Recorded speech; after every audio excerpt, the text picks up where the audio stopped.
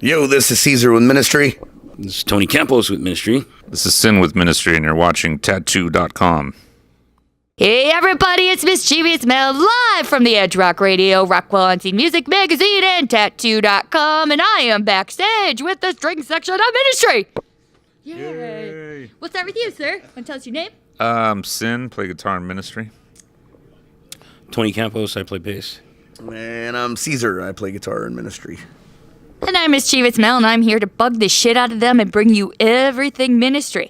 But I'm super excited. First, we're going to start with you, and we're going to let you talk about the Ministry album. And then we're going to go around, and we're going to talk about what the boys are doing on the side. So, you can say, anything you want about that. All right, so let's start out with the Ministry album. So we're on tour in support of latest album, Americant. It's going pretty killer. As you guys may know, we're doing the entire album from start to finish. It's the first half of the show. It's going really well. A lot of diversity in the crowd, which is pretty awesome. You know what I mean? It's a strong message behind the album, and it's good to tour in support of that. You know what I mean? Along with playing with these dudes and playing the tunes, it's good to spread that message out there. So. Digging it. Good tour so far. So what's up with Caesar? Nothing is up with Caesar. You're looking at it. I mean, being a ministry and all that. Yeah, it's just, staying busy. Of course, staying busy on this tour, and that's pretty much about it. You know what I mean? This is daily life right here. This is as exciting as it gets. You mentioned it's a pretty fueled and diverse crowd, and it is. I mean, the album is very, very fueled, and it's awesome. In the diversity of the crowd, I'm going to go with just one thing being the age gap. I mean, you guys are like the one metal band that is touring with an ARP card, which is fucking awesome, Blue Plate Special, and I never looked so goddamn metal in its whole life.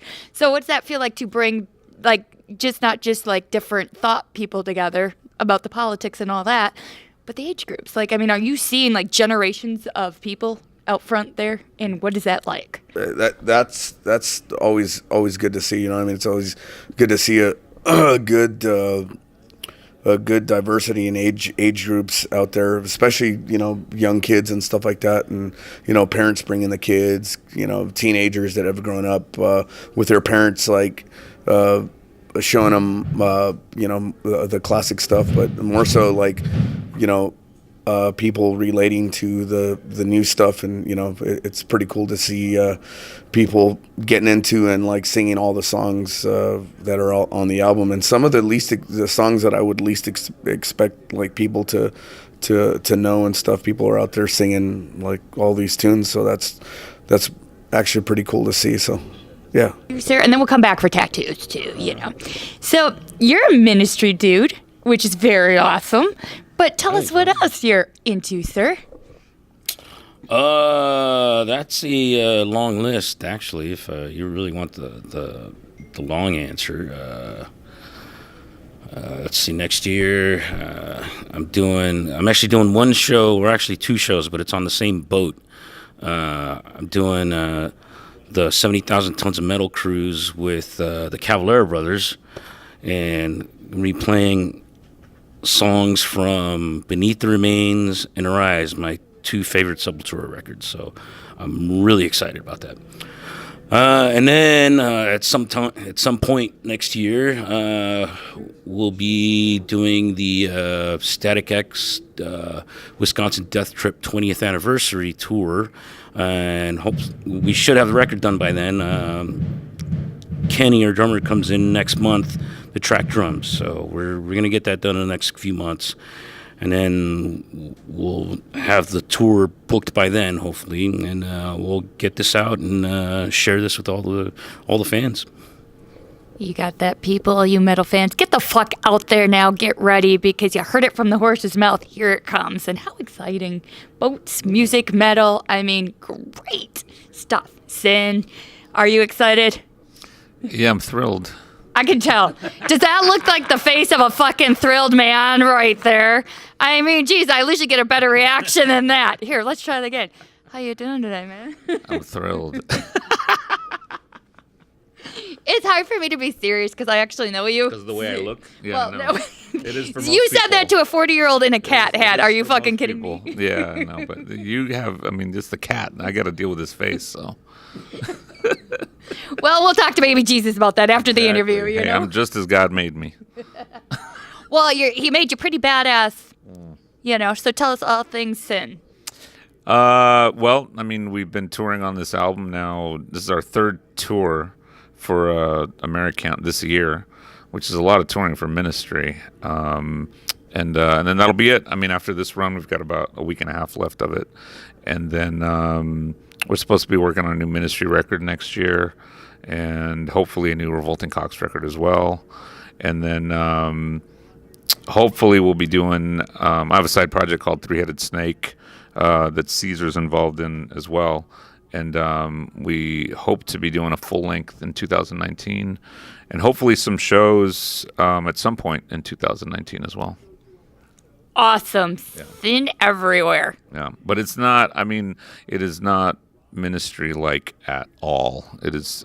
It's more of like a old school classic metal kind of sound. And we did a run of 100 EPs that we sold out of in about a week. And but you can still. We have 3 songs available on our Bandcamp page, so you can still find them there. So get to his Bandcamp page and check that shit out now. Yeah, please do. You know I'm into your side projects, so you know I had to. Yeah, I appreciate it. No, and you guys, I mean, you know, the video debuted and all that stuff. I don't know, when, a couple months ago, I think. And yeah, very pleased with the way it came out. Matt Zane directed it, and I think he did a great job. So our video's on YouTube and on our social media and all that stuff. So do what your mama said and share, bitches, share. So there you go. Well, now that we've talked all things music, ministry, and beyond, let's ask the guys about their ink. And I know you don't. Well, do you have any you want to show? I have no tattoos. I'm the only guy in the music business with no tattoos, I think. We're one of 3. Yeah. Well, you know, and I know we've asked you this before, but do you ever plan on getting one? I haven't planned on it yet, but I haven't ruled it out completely. I haven't completely ruled it out yet either, so. Well, keep that in mind that, you know, tattoo artists, get ready and try to get Sin inked. Yeah. I might get Caesar's name tattooed on my nuts or something. I don't know.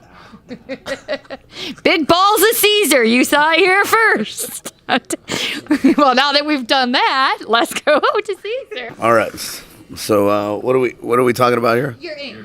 My nuts. The ink on my nuts. The flames. No, I have a ton of ink, man. This sleeve that you're looking at, it's a biomechanical sleeve. Was done by my good friends at Red Skull Tattoo in El Paso, Texas. It's a collab piece that was done by a couple of, actually about 3 artists there, and it's, you know, it's a biomech tattoo. Continues here on my neck. When I don't have a beard, you can actually see it come up to about here. This was started off as a piece for my dad that passed. Oh, sorry. This started off as a piece that was like a tribute to my dad here, and it's kind of morphed in a bunch of different ways. This wasn't like this before, and it kind of, this piece right here, it kind of morphed into something else, and you know, I got in trouble here. I added some horns to the head of Jesus on here a couple of weeks ago, and that didn't go over so well. But that's what I wanted to do. So anyhow, shit, I have a lot of aliens tattooed on me too, man. Illegal? All right, illegal. It's a Mexican. Yeah, this is a alien Jesus that you see here, Patrol tattoo. and you see another alien Mary here.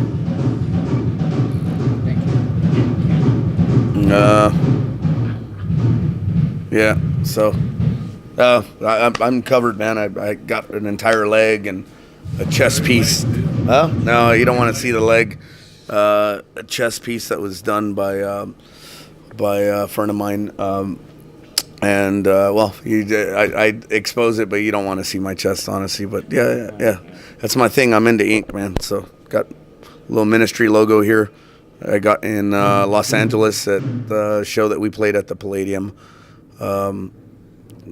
So that was a show tat right there. But how was that getting a show tat right before you played?